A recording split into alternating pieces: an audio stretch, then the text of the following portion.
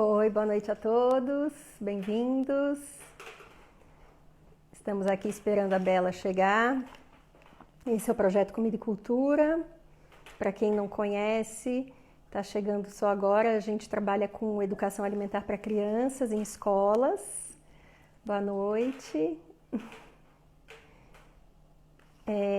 E aí, quem ainda não curtiu a nossa página, por favor, né? Calma aí que tem gente chegando aqui, estamos esperando a Bela. A gente tem também um canal no YouTube, que chama Comida e Cultura, e aqui no Instagram a gente é Projeto Comida e Cultura. Muito legal esse projeto de alimentação para crianças em cordel. Eu entrei outro dia, gostei bastante, tem muita sinergia com o nosso projeto também. Então, e aí eu queria também dizer que essa entrevista vai ficar disponível integralmente no IGTV e também no nosso canal do YouTube, que é Comida e Cultura. Então, estamos chegando, mas nossa entrevistada ainda não chegou. Ah, tem também o nosso site, a Priscila aqui está falando também, tem o nosso site que é www.comidaecultura.com. Ela pôs aí já. Que mais que eu vou contando para vocês algumas coisas até a Bela chegar. Já ela chega. O nosso projeto, ele trabalha, eu vou falar isso durante a entrevista também, mas ele, para quem já chegou e não conhece, ele trabalha com alimentação em escolas para crianças, com aulas semanais. A gente dá aula todas as semanas para as crianças, abordando o alimento de forma integral. Então, desde quando ele é plantado até ele chegar nas nossas casas. Boa noite, Lídio, também. Bem-vindo. Olha, acho que a Bela está chegando. Vamos aguardar ela entrar aqui.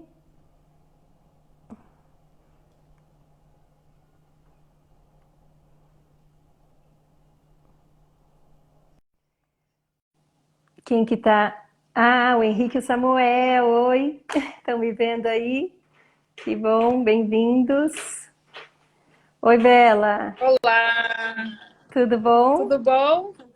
Tudo, tá me vendo bem, me ouvindo bem? Tô sim. Ai, que bom. Então, acho que a gente já pode começar, que já tem bastante gente vendo a gente. Eu costumo começar apresentando a entrevistada ou entrevistado. A Bela dispensa, né, apresentações, mas vou apresentar mesmo assim. A Bela é chefe de cozinha, ela é escritora, ela é apresentadora de TV e ela é ativista por uma alimentação saudável e uma alimentação saborosa e acessível a todos. Então é um grande prazer ter você aqui. Obrigada por ter aceitado o nosso convite para a entrevista. Bem-vinda. Eu que agradeço. Obrigada. Bela, então eu queria começar perguntando para você, você se formou em Ciências da Gastronomia e depois você fez uma especialização em nutrição, né? Queria que você contasse para a gente um pouquinho por que é que você fez esse caminho, assim, por que que você resolveu ir para o lado da nutrição. Na verdade, foi exatamente o contrário. Eu comecei com um curso de culinária. Eu fiz uma especialização em culinária natural, um curso de gastronomia. E aí eu fiz a faculdade de nutrição porque eu achava muito, assim, eu sempre olhei o alimento, né, depois da minha mudança, né, pessoal em relação à alimentação, eu comecei a enxergá-la como uma ferramenta mesmo de transformação pessoal, mas não só pessoal, mas também como uma forma de tratamento, prevenção e cura de doenças. E na nutrição, né, tem muita teoria, mas a gente precisa comer, né? A teoria é muito importante, mas eu acho que a prática também. Então, a prática da culinária, né, o ato de cozinhar, eu achava muito importante, né? Como é que eu vou indicar algo para alguém se eu não consigo fazer, se eu não sei fazer? Então, eu achava que era necessário esse estudo. E então eu comecei, na verdade, pela gastronomia, porque a minha paixão pela nutrição começou muito cedo. Antes, assim, eu tinha 14, 15 anos, quando eu já amava a nutrição. E aí, depois da faculdade de nutrição, eu comecei um mestrado, inclusive, mas aí parei, larguei para fazer o Bela Cozinha. Mas recentemente, um ano atrás, eu fui para a Itália fazer esse curso de ciências gastronômicas que você mencionou.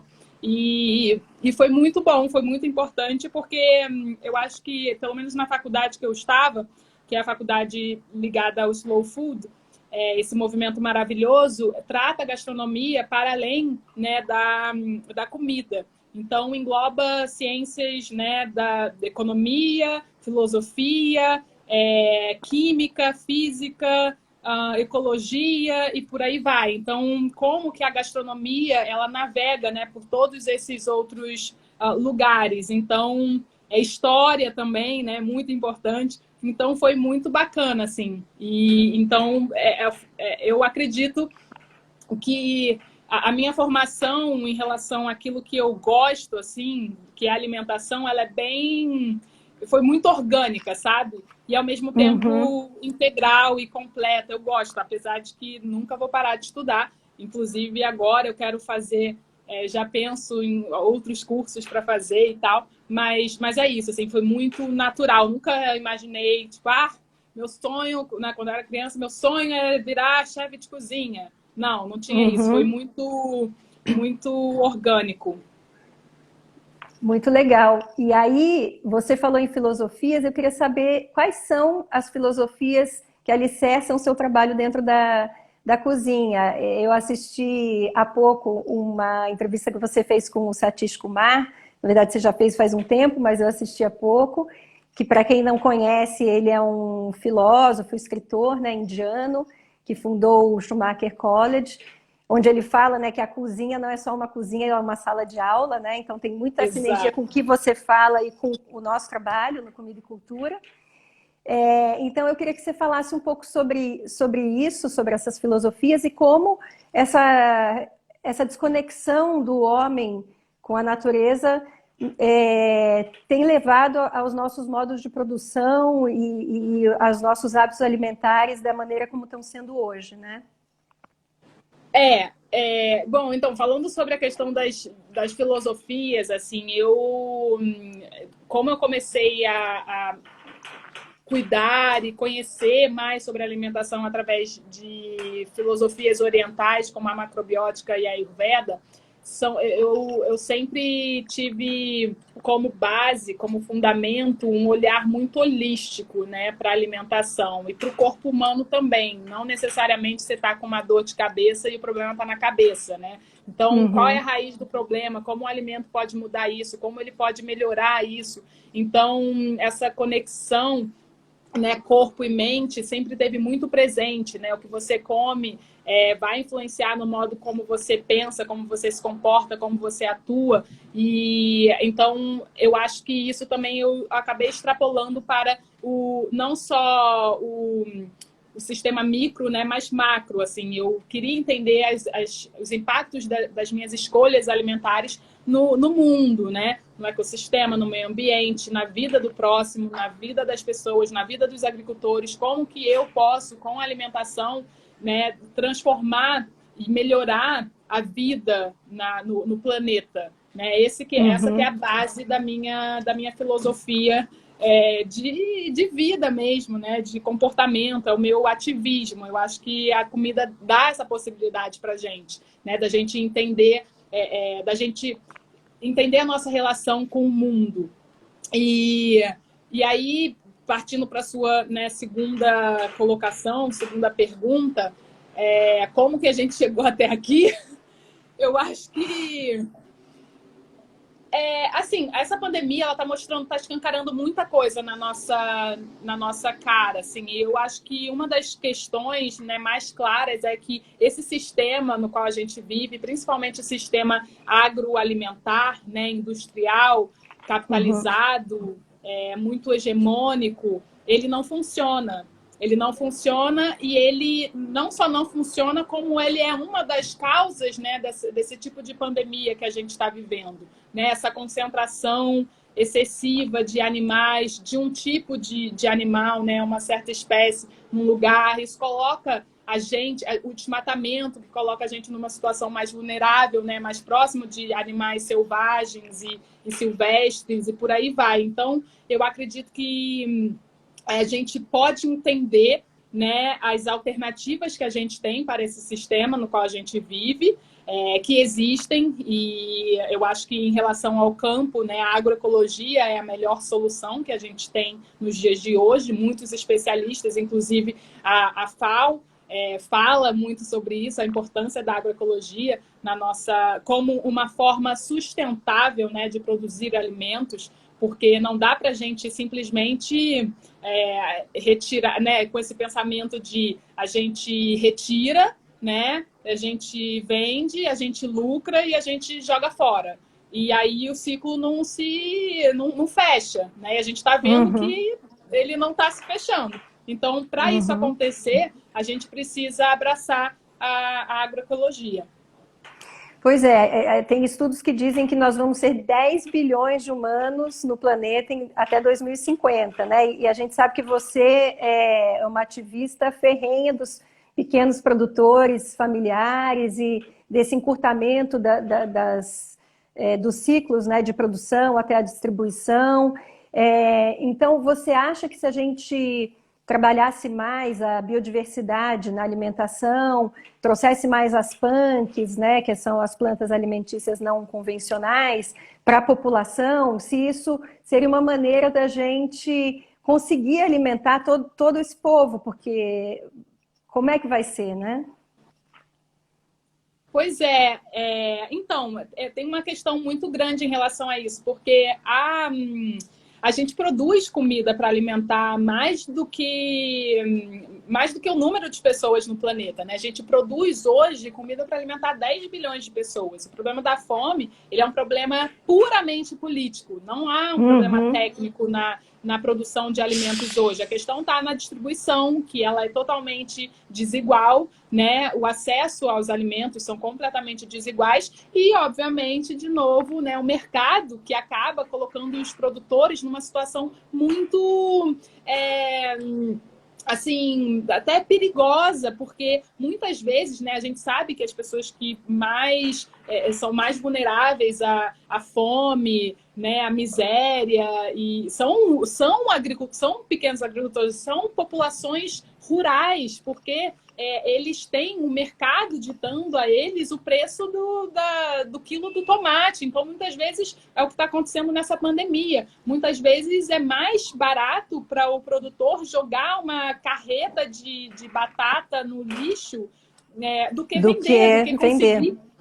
Do que transportar até um centro de abastecimento e vender. Então, por isso que a soberania alimentar é tão importante, né? Para a gente, quando eu falo soberania alimentar, é isso, o povo, né, ter o direito de escolher o que plantar, como plantar. Então, a gente está sendo, né, nesse sistema, nessa sociedade atual, a gente tem, muitas vezes, agricultores que são completamente dependentes da indústria, né, do veneno, da indústria de agrotóxicos, porque vendem, né, o pacote inteiro. Então, muitas vezes, acabam produtores que trabalham com transgênicos, né, tem que pagar royalties à empresa da semente e acaba se endividando e ficando ali totalmente escravo daquela empresa.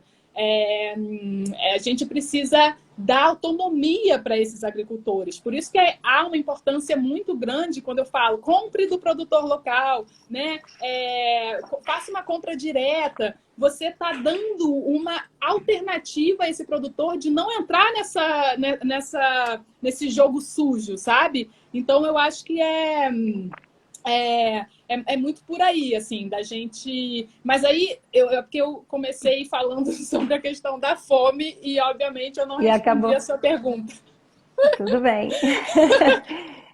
Continue e aproveita, conta para o pessoal essas alternativas que você falou, de comprar diretamente do pequeno produtor.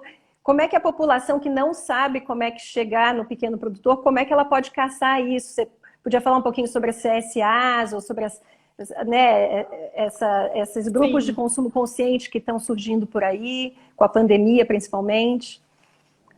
Com certeza, muito bem lembrado. CSA, que é essa agricultura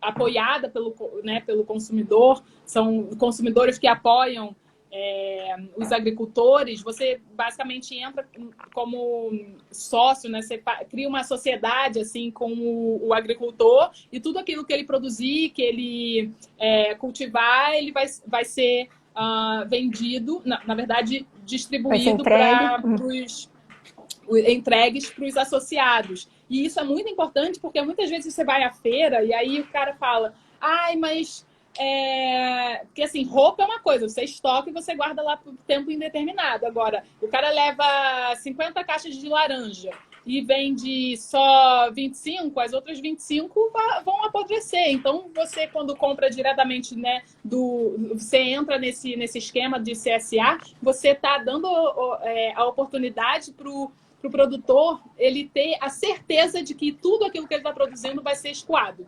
Né? Não vão ter caixas de laranja voltando da feira para ele. Então, isso é muito importante. Então, dá para entrar, né, no CSA Brasil, bota aí no Google que você vai achar, né, produtores da sua região que podem oferecer esse serviço para você.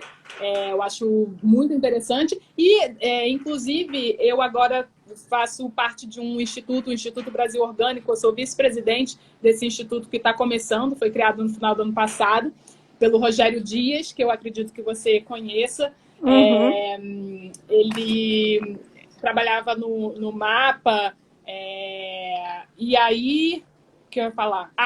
E aí a gente se juntou com o IDEC, que o IDEC, para quem quiser, tem o site do IDEC, você bota mapa de feiras orgânicas e vai aparecer enfim, lá na tela do seu computador, todo o Brasil, todos os agricultores, né, perto de você, em todas as regiões, cidades, municípios, estão cadastrados, enfim, lá do Brasil que são cadastrados, você pode encontrar lá. Então, se você mora, enfim, São Paulo, bota lá, São Paulo, vai aparecer os produtores, você entra em contato. A gente fez esse projeto junto com eles agora, mais especificamente na pandemia, para poder, né, garantir a renda, né, do produtor e fazer com que as pessoas consigam achar produtos saudáveis, né, produtos orgânicos durante essa quarentena. Então, são esses dois, eu indico tanto o CSA e vários produtores orgânicos e agroecológicos que você pode achar nessa feira. É só botar lá idec.com.br, o mapa de feiras orgânicas IDEC, que vocês vão achar. Isso é importantíssimo agora, porque muitos pequenos produtores que não estão conseguindo escoar as produções, porque não podem vender em feiras livres, não podem vender para restaurantes, que está tudo fechado com a pandemia. Então, se a população não fizer isso, corre o risco deles não terem dinheiro para plantar a próxima safra e de não existir comida de verdade, ou seja, comida fresca, à disposição da população daqui a um tempo. Queria aproveitar para te perguntar se você acha que vai haver uma mudança nos hábitos alimentares pós-pandemia, se já está havendo e se vai ter, né, mais mudanças. Eu acho que sim. É uma pergunta difícil, mas eu sei que o ser humano é muito imediatista, né? Eu acho que é muito difícil para o ser humano entender que, poxa, a gente tem que reduzir aqui a quantidade de lixo que a gente produz, a gente tem que reduzir a nossa pegada de carbono, porque o planeta está sofrendo. E isso é muito distante, né? O ser humano, ele tem uma pegada muito imediatista. Então, assim, com a alimentação é a mesma coisa. Pô, por que eu vou comer bem, sabe? Por que eu vou trocar um hambúrguer por uma salada, sendo que, entendeu? Eu tô... Por quê? Para viver 100 anos? Eu não tô a fim de viver 100 anos. Então, não tem essa cultura da prevenção, né? De prevenir, de se prevenir, se cuidar para... fazer com que você se sinta melhor e consiga viver mais tempo, ou fazer com que outras gerações, né, gerações futuras, possam usufruir desse mesmo planeta que a gente está vivendo. Então, acho que Enfim, eu só quero E falar o tudo isso. individualismo, né, muito grande também, né? Falta de empatia total, né? Que Total, a gente tem visto. exatamente. É. Exatamente. E aí, a questão dessa. Eu falei desses exemplos de imediatismo para dizer que eu acredito que hoje muitos estão mudando, né, a sua alimentação, ou por medo, né, do Covid, porque a gente precisa de uma situação limite, né, muitas vezes, para mudar. Uhum. E, infelizmente, né, doenças e o medo. Se defrontar com a morte e com a ideia da morte e tudo mais faz com que as pessoas mudem. Então, eu acho que isso é uma questão e eu vejo que hoje, tanto que os eletrodomésticos, né, o número a quantidade de fogões e eletrodomésticos que estão Entendi. sendo vendidos agora aumentou muito. Então, eu acho que no momento, sim, as pessoas estão querendo comer melhor, até porque a gente só tem a nossa imunidade para lutar contra esse vírus agora, né? A única ferramenta que a gente tem, né, de proteção contra ele, além do isolamento social, do uso de máscaras e etc e tal, essas questões, é a nossa imunidade. Então, a gente precisa cuidar dela. Então, acho que sim, a alimentação está sendo transformada, mas eu não sei até quando isso, tipo, por quanto tempo isso pode se estender, sabe? Talvez eu sinto que somos seres também que, né, quando chegar na normalidade e no conforto, e podem voltar tudo atrás, sabe? Eu não Uhum. sei o quanto que as pessoas vão estender essa mudança. E tem uma coisa também de mudança de hábitos que tem essa para o lado bom, né? Que você está falando que seriam mudanças boas para a imunidade e para a saúde e tal, mas tem uma mudança que eu tenho falado com vários entrevistados aqui no Comida e Cultura, que está sendo engraçado de ver que as pessoas estão com muito desejo de comer doce, de comer açúcar, né? Porque esse confinamento gera uma ansiedade, e aí as pessoas estão fazendo muito doce e comendo muito doce. Então, até na entrevista com o Graziano, da FAO, ele falou desse risco que a gente corre de fazer mudanças alimentares que depois a gente não consegue, né? Porque os hábitos, depois de 2, 3 semanas se alimentando de certa forma, depois você não consegue voltar atrás, né? Então, eu queria que você falasse também um pouquinho sobre isso. O que você pensa sobre isso?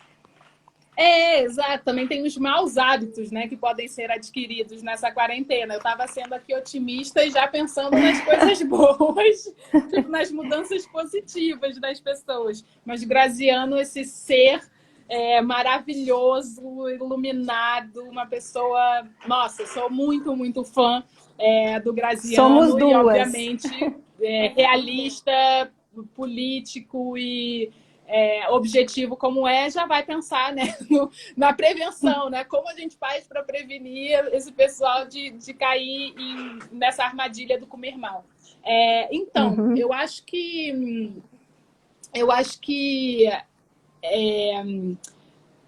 Eu acredito que essa quarentena ela também está sendo um convite para as pessoas se descobrirem, né?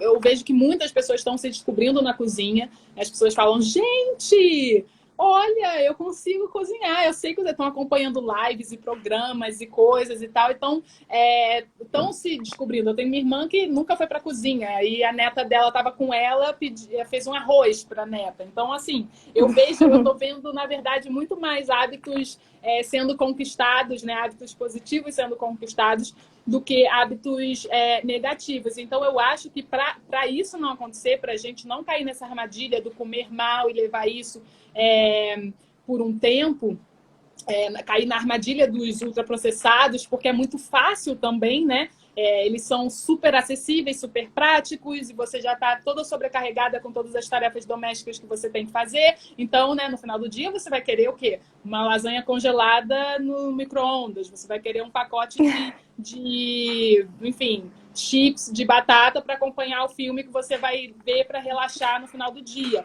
E isso, Uhum. uma vez ou outra, não a lasanha, porque a lasanha congelada eu não sei se ela é temperada.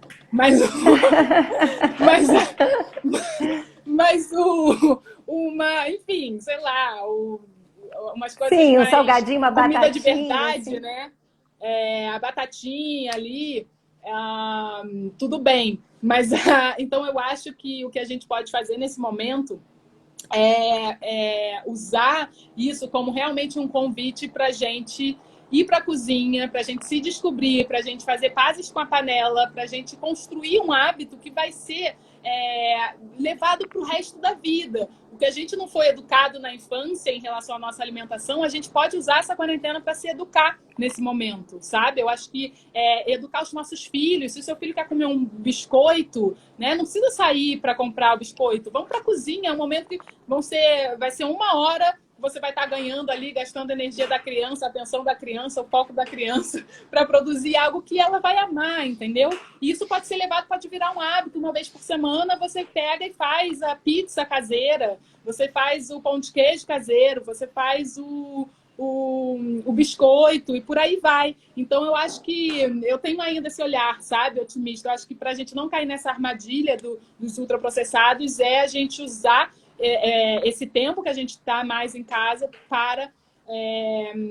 ir para a cozinha. Exatamente, ir para a cozinha. Vou aproveitar esse gancho para falar aqui para os ouvintes que tem muita gente que é seu seguidor, mas não é seguidor do projeto Comida e Cultura. Então, vou contar um pouquinho o que a gente faz. A gente dá aula de culinária para as crianças em escolas, semanalmente, e a gente traz o alimento de forma integral. A ideia é trazer o alimento desde como ele foi plantado, onde ele foi, com quem plantou ele, como ele foi cultivado, colhido, qual é o trajeto dele até chegar ao mercado, até a nossa casa, enfim, entender todo esse ciclo que foi realmente foi ficando invisível, né, para todos nós depois da Revolução Industrial, né? Ninguém mais sabe. As crianças acham que um peixe nasceu dentro de uma prateleira de um supermercado, enfim, né, que os legumes vieram de lá, não sabem mais de onde vieram. E não e de todas as classes sociais, né? Você morando numa cidade, você perde totalmente o contato com a natureza e com todo esse ciclo. Enquanto a gente não entender todo esse ciclo e respeitar o alimento, respeitar o tempo de plantio, respeitar quem plantou, tudo que está sendo movimentado, desperdiçado, né, durante todo esse trajeto, enquanto as pessoas não entenderem tudo isso, realmente fica difícil uma transformação. Então, o Comida e Cultura acredita nessa transformação através da culinária.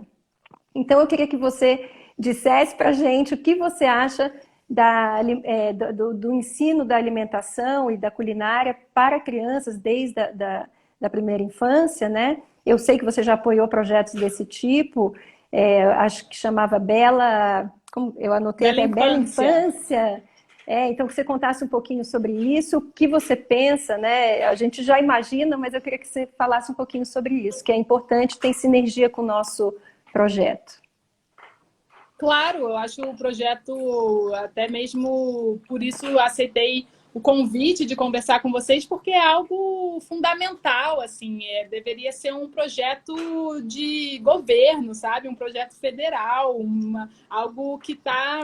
Eu acho que o direito à alimentação, ele é um direito constitucional, né? Um direito básico, humano, e acredito que as escolas deveriam oferecer esse tipo de alimentação. É muito difícil. Hoje a gente já deu alguns passos, alguns avanços, mas é muito triste, né? Você educar as crianças em casa em relação à alimentação e chega na escola e elas são deseducadas. É um paradoxo, assim, muito, muito louco, porque você quer o melhor para o seu filho e a escola está... isso é o papel da avó só, e deixa só a avó estragar. Pois é, a escola não é um contrassenso, né? É um contrassenso, exatamente. Então, eu acho que assim, a importância da educação alimentar, eu acho que ela tem vários... Ela é muito importante em muitos níveis. Eu acho que o primeiro deles... Eu diria que obviamente, essa questão que você falou da conexão com o todo, sabe? A conexão com o planeta, com o meio ambiente, porque uma vez que a gente sabe como aquilo é plantado, a gente reconhece o nome de uma árvore, a gente fala, opa, ali é uma pitangueira, uma jabuticabeira, ali uma mangueira, né? Quando você cria empatia, quando você conhece algo, você tem muito mais receio de destruir. né? Isso acontece que quem tem cachorrinho aqui vai saber que, né, se pensar que pessoas, certas culturas comem cachorro, você fala, nunca, jamais, pelo amor de Deus, você come um boi, né? Então, são visões de... Se você, né, por exemplo, criasse um porquinho, uma galinha, sei lá, que você tivesse mais pena, né? E de matar, de destruir. Então, eu acho que se você conhece aquele alimento, né? Você vai querer preservar. Se você conhece a floresta, se você conhece as árvores, você vai querer preservar aquilo o máximo possível. Então, acho que a primeira questão é a consciência da importância do meio ambiente, da natureza, disso como um todo. E aí que vai, né? A educação alimentar, ela vai muito além da comida que está no prato. Então, acho que essa é a primeira questão. Aí a segunda questão é, a gente educando as crianças, a gente não vai precisar reeducar quando crescer. A gente não vai precisar, enfim, gastar tempo mental para ficar fazendo, enfim, reeducação alimentar, dietas e coisas e tal. Então, eu acho que é muito melhor a gente educar do que reeducar quando adulto. E aí vem uma terceira questão, que é cultura alimentar. Por quê? No Brasil, uma das questões que a gente tem em relação à comida infantil é porque todo mundo acha que comida infantil é sinônimo de besteira, né? Quem é adulto e cuida da saúde, né? Fala, limitei o meu consumo de açúcar, limitei meu consumo de fritura, limitei meu consumo disso, daquilo. A pessoa fala, opa, que legal, tá cuidando da saúde, muito bem, parabéns, vai em frente. Agora, se é uma criança, se é uma mãe que está limitando o consumo de açúcar da criança, né, não dá refrigerante, não deixa comer ultraprocessados, limita um bolo aqui e ali, a pessoa fala, nossa, coitadinha dessa criança, mas que pena, deixa ela passar uns dias comigo para eu poder fazer essa criança feliz, como se a criança fosse a pessoa mais infeliz do mundo, né? Porque não come açúcar ou isso ou aquilo. Então, eu acho que essa cultura, ela faz com que muitos pais se sintam ETs, né? Muitas vezes nas escolas e festinhas e coisas, você se sente rejeitado, né, naquela sociedade de alguma maneira. Você fala, opa, será que eu tô, assim, realmente o meu filho está infeliz? Será que realmente e não deveria ser assim? Deveria ser algo, né, visto como legal, a pessoa deveria ser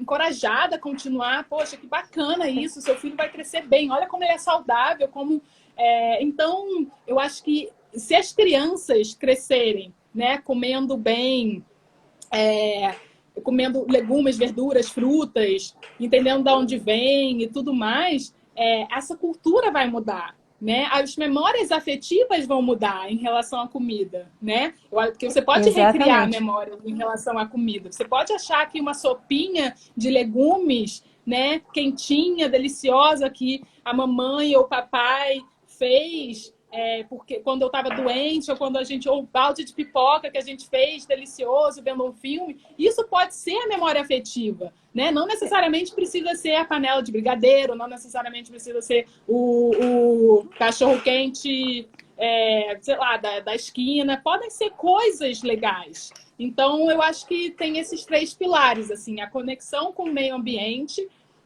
que faz a gente preservá-lo. Eu acho que tem a questão da cultura alimentar e, obviamente, a saúde da criança, né? A saúde física, porque a gente sabe que criança que come bem é realmente muito mais feliz, fica muito menos doente, falta muito menos às aulas e por aí vai. Pois é, você falou em lembranças de infância, realmente, porque são hábitos, né? A alimentação é puro hábito. Então, se você tiver um bom hábito desde sempre, você vai conseguir levar isso por toda a vida. Você tem uma lembrança da sua iniciação na alimentação, assim, dessa educação alimentar, lembranças afetivas de alimento? Quais são elas? Nossa, as minhas lembranças afetivas... tem muitas fases, assim, muito de cana, que eu comia, comia muito em Salvador, cana de açúcar, vendia na praia, picolé, capelinha. Eu tenho muita lembrança nos verões em Salvador, que eu passei a minha infância. Então, era sabe aquela torazinha, assim, de cana-de-açúcar, que tem... Eles vendiam num palitinho, Sei. assim. E aí, nossa, aquele negócio, aquilo é pura memória afetiva. Tipo, é muito, muito bom. E o picolé capelinha, que é um picolé muito conhecido em Salvador. Quem for de Salvador que vai saber do que eu estou falando. Capelinha de tapioca, amendoim, pitanga. Nossa, tinha mil sabores incríveis. Então, eram essas, assim, essa é a minha memória, eu diria, entre os meus 5 e 10, 12 anos, porque era o que eu... Nossa, era muito bom! Até água na boca agora. Agora, voltando um pouquinho para o nosso projeto, a gente faz uma... Não, Conta. pode falar. Fala. Não, eu ia Pode falar, e de prato de comida, eu tenho uma memória até hoje. Arroz, feijão, banana fatiadinha e carne moída. Tudo misturado assim, eu comia pra caramba isso. Arroz, feijão com banana é uma delícia. Eu também comia quando era bom? pequena. É muito bom. É muito bom. Pois até hoje eu como arroz, feijão e banana. A carne moída ficou pra trás. Mas, nossa, era muito maravilhoso esse prato. É muito gostoso. Eu também tenho essa lembrança da infância, de arroz, feijão e banana. É engraçado. Então, e aí eu queria te contar que a gente faz o nosso planejamento anualmente. Então, ano passado a gente trabalhou com as crianças com os biomas do Brasil. Então, a gente elegeu os 6 biomas mais importantes e aí trouxe para eles toda a biodiversidade do local, quem mora lá, enfim, todos os ingredientes utilizados e tal. E aí eu queria te perguntar, você acha que poderiam existir políticas públicas assim regionais que fomentassem esse tipo de procura pelo alimento, né, em vez de procurar alimentos que vêm de tão longe? E também falando em políticas públicas, que tipo de política pública poderia existir para inserir isso nos currículos das escolas, né? Que é o sonho do projeto Comida e Cultura, que isso aconteça no Brasil, né? Então, falando sobre o que se é importante, né, essa tipo políticas públicas em relação a biomas e comidas locais, eu acho isso importantíssimo. Inclusive, há uns 2 ou 3 anos, eu fui para Altamira e Vitória do Xingu, no Pará, com a convite do ISA, do Instituto Socioambiental, para a gente convencer a prefeitura de Altamira e Vitória do Xingu a colocar o babaçu na merenda escolar. Babaçu, que é um coquinho da Amazônia. Exatamente, muito maravilhoso, que tem na sua entrecasca, digamos assim, um mesocarpo, ele vira uma farinha que é como se fosse um amido de milho, uma fégula de mandioca, tem bastante amido e amidos resistentes e coisas importantíssimas para a nossa saúde intestinal e tudo mais, e super anti-inflamatório. Então, a gente foi para lá para fazer isso, eu e a Neide Rigo, junto com o Isa, e conseguimos, a gente criou com as merendeiras receitas maravilhosas, com babaçu, bolos e biscoitos e tortas salgadas e tudo mais. E, obviamente, a prefeitura... obviamente não, foi até meio difícil, mas, enfim, a prefeitura acatou a proposta e agora, hoje, toneladas de babaçu são vendidas para as escolas públicas de Vitória do Xingu e Altamira. Então, acho que isso é muito importante porque as crianças, né, elas têm que conhecer o que tem ali perto, né, da região. Acho isso muito importante, que a gente vem perdendo, porque conversando com as merendeiras, elas falavam, nossa, mas o babaçu, minha mãe fazia isso, minha mãe fazia aquilo. Então, elas tinham uma memória afetiva com o babaçu que era maravilhosa. E as crianças estavam perdendo aquilo. Por que essa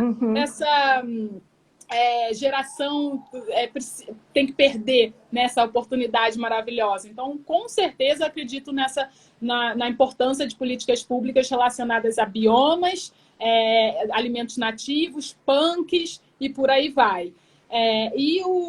A outra pergunta era das políticas sobre públicas... as políticas em relação à educação e à implantação nos currículos escolares de uma matéria mesmo que fosse ligada, né, que fosse assim o comida e cultura, que é uma matéria transversal, como você falou, dá para estudar milhões de coisas dentro de uma cozinha, desde história, matemática, ciências, enfim, fora a cultura e todo o resto, né? Exatamente. Eu acho que isso é muito importante. Assim como o sonho do Comida e Cultura, do projeto de vocês, é o meu sonho também. Sonho em ter enfim, a comida, a educação alimentar no currículo escolar. E, assim, para ser implementada, não, a gente só precisa mesmo de vontade.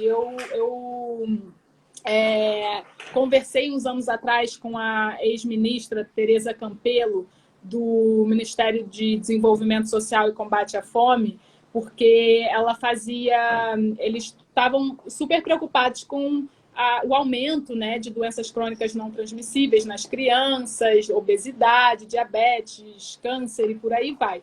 E ela me falou que eu falei que eu tinha um projeto, na verdade, bem parecido. Eu queria implementar isso como um projeto piloto para ter dados, coletar dados e tudo, para levar para fazer uma proposta para isso se tornar mesmo um currículo escolar. E aí ela falou, mas não precisa coletar nada disso, a gente já sabe de tudo isso. A gente... E eu falava assim, gente, por que isso não acontece? Por que não se implementa uma coisa dessa? Falta o quê? Falta vontade. É tipo assim, um negócio muito simples. Impressionante. A gente tem tudo para fazer. A gente tem tudo para acontecer. Falta simplesmente vontade, articulação, pessoas certas no lugar certo. É basicamente isso que falta. Então a minha resposta dizendo aqui, Bela, fala. Sua resposta é... minha resposta é essa. Tem gente aqui falando que você, Bela Gil, para deputada, e eu vou aproveitar então e falar que o Projeto Comida e Cultura te faz um convite para você ser nossa embaixatriz. Quem sabe a gente juntando forças, né? Porque a gente tem todo um programa, já fazemos isso há 4 anos em escola, e a gente tem todo um planejamento que pode ser multiplicado e capilarizado facilmente por todas as escolas. Então, como você disse que falta vontade, fica esse convite aí para você pensar de ser nossa embaixatriz e aí a gente conseguir chegar num lugar. Eu queria... Maravilha! Eu queria passar para você algumas perguntas, porque a gente está no final e muita gente foi perguntando aqui. Eu vou ver se eu consigo resgatar algumas perguntas. Você acha que a rastreabilidade obrigatória a partir de 2021 vai prejudicar a agroecologia ou ajudar?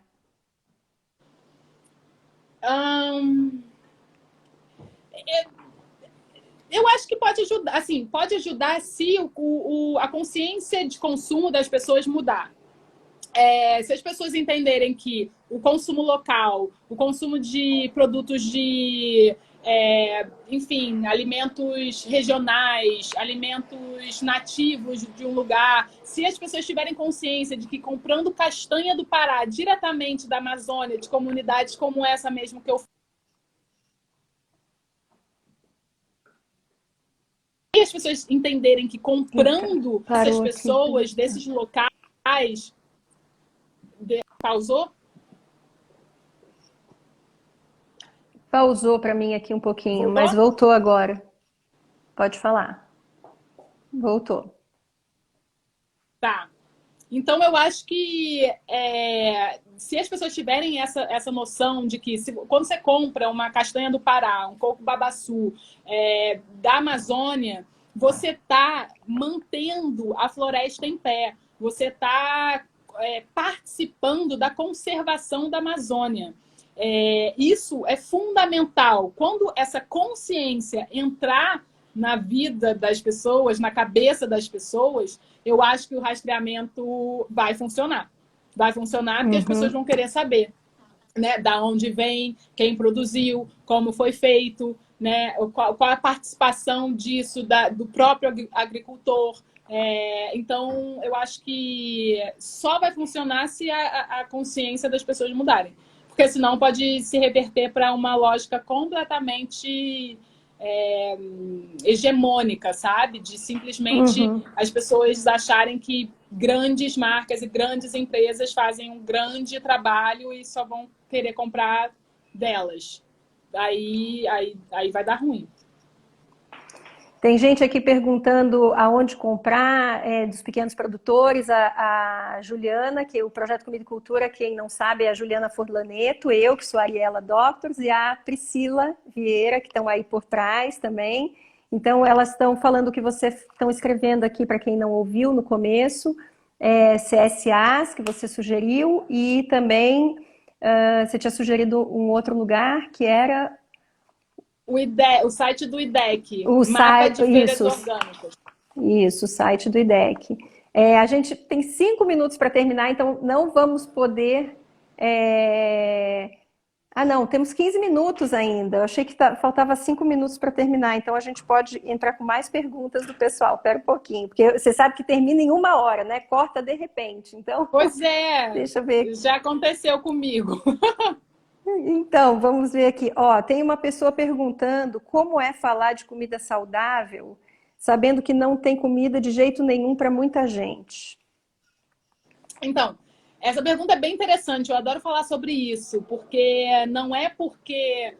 Eu acho que uma coisa não elimina a outra. A gente precisa falar da fome, a gente precisa combater a fome. Isso é óbvio. Mas a gente não vai conseguir combater a fome se a gente não mudar o sistema, se a gente não mudar a engrenagem do sistema. É isso que causa fome. Não é falta de comida que causa fome, é um sistema alimentar que causa fome.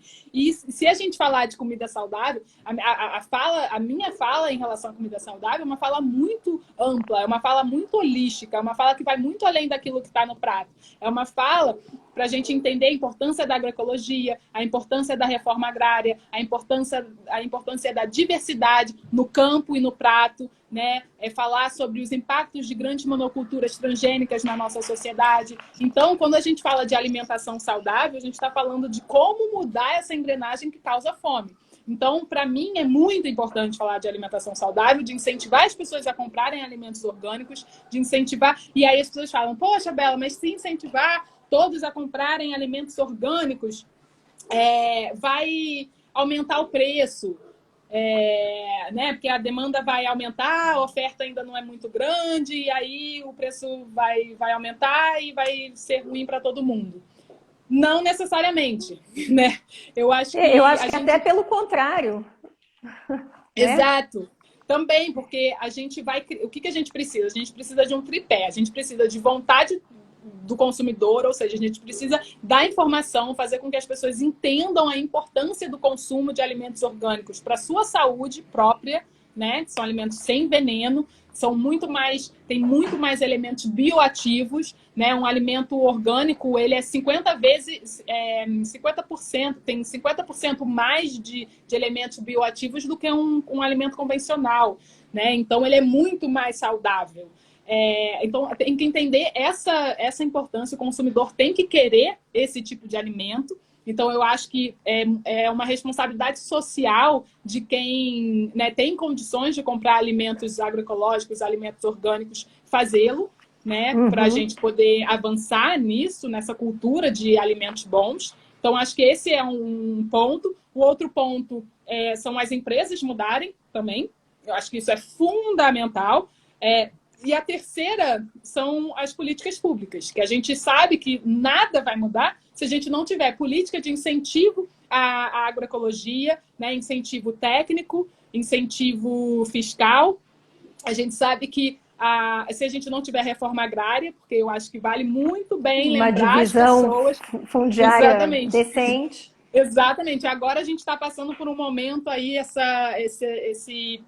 a MP, que virou um projeto de lei absurdo, né? O que a gente chamava de MP da grilagem, é uma coisa assim aterrorizante. Então, eu acho muito bom lembrar as pessoas de que a nossa comida, ela vem da terra, né? Isso é muito básico, mas vale lembrar. Então, a gente precisa cuidar do solo, a gente precisa cuidar da terra para a gente ter alimentos saudáveis. E a gente precisa lembrar que se a gente quer democratizar o acesso aos alimentos saudáveis, né, fazer com que todos tenham alimentos orgânicos, agroecológicos, saudáveis, frescos, legumes, verduras e frutas, a gente precisa democratizar o acesso à terra. Né? A gente precisa de uma boa reforma agrária no Brasil. O Brasil, que é um dos países com maior concentração de terra no mundo. Né? 46% das terras cultiváveis no Brasil estão na mão de 1% da população agrária.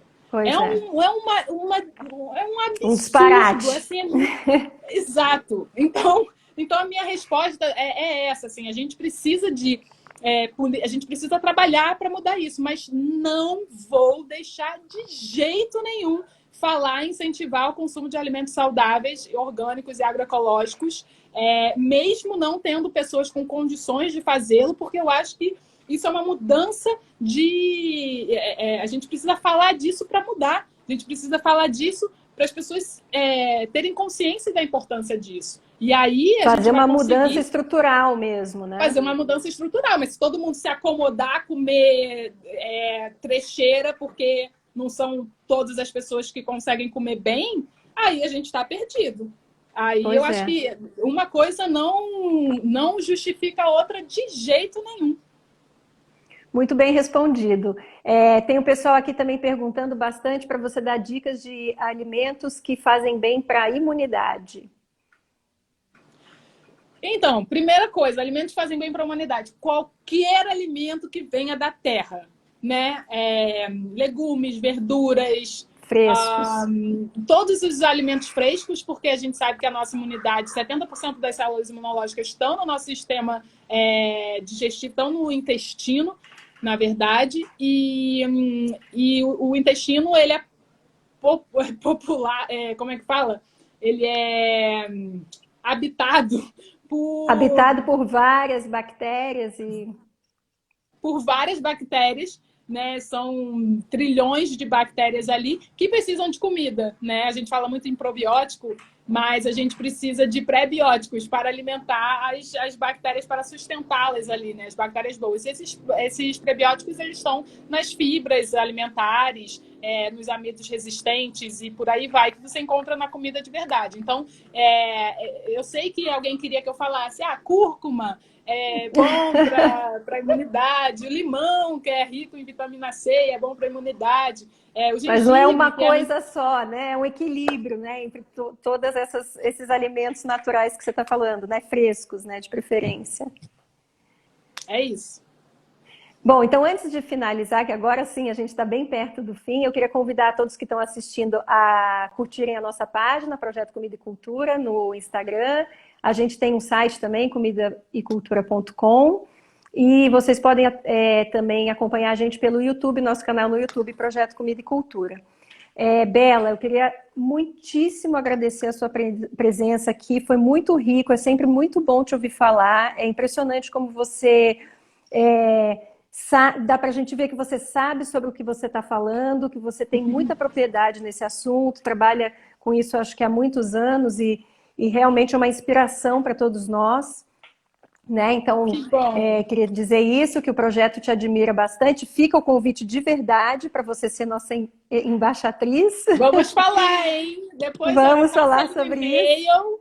Que pode deixar. Já tô vou estar aí. E queria fazer uma última pergunta para você, que eu faço para todos os entrevistados no final. Bela, você tem fome do quê? Ai, meu Deus, eu tenho fome de justiça. Jesus Cristo! Eu acho que é o que eu mais tenho fome. É de justiça. Ai, eu acho que com o seu trabalho você vai em busca disso certamente, né? Disso que fica claro com o seu trabalho que você está em busca de justiça mesmo e de um equilíbrio, né? Tanto da Terra, do planeta, como um equilíbrio entre os seres humanos. É notório no seu trabalho isso daí. Bom, queria que você... Muito obrigada! Obrigada a você. Se você quiser deixar mais algum comentário aqui para todos que estão ouvindo a gente, que a gente está chegando no final, a gente agradece a presença de todos aqui. Todas as terças e quintas a gente está fazendo entrevistas ao vivo com pessoas ligadas ao mundo da alimentação, da cultura e da educação. Então, convido a todos para sempre virem às 6h30. A entrevista vai ficar gravada no IGTV, então quem quiser assistir de novo ou assistir desde o início. E semana que vem a gente vai conversar com o dono da escola em São Paulo, o pedagogo que fundou a Escola Estilo de Aprender, que é onde a gente iniciou o nosso projeto aqui em São Paulo. Então, quem quiser assistir, estão todos convidados. E, Bela, deixa esse último espaço para você falar com o público que você quiser falar. Eu só queria agradecer você, toda a equipe do Comida e Cultura. Eu acho que é um projeto, enfim, muito importante, né, necessário. Então, convido a todos a conhecer mais, seguir Comida e Cultura, o projeto Comida e Cultura, e fomentar essa importância, né, da alimentação saudável na nossa vida, porque eu acho que se a gente continuar sendo visto, né, como algo elitizado ou algo que não é legal para todo mundo, ou até mesmo um olhar meio preconceituoso. Eu acho que ainda tem um olhar meio preconceituoso em relação à alimentação saudável, alimentação também vegetariana, não só vegetariana, mas saudável em geral. Então, acho que abraçando esse estilo de vida, abraçando e respeitando, né? Se não quiser abraçar, tudo bem, mas pelo menos respeite quem quer trabalhar com alimentação saudável, com justiça ambiental, justiça social. Eu acho que é super importante. Então, o meu recado é esse, assim, esse respeito pela nossa luta. O caminho para a transformação verdadeira, né? Eu acho. Exato, exatamente.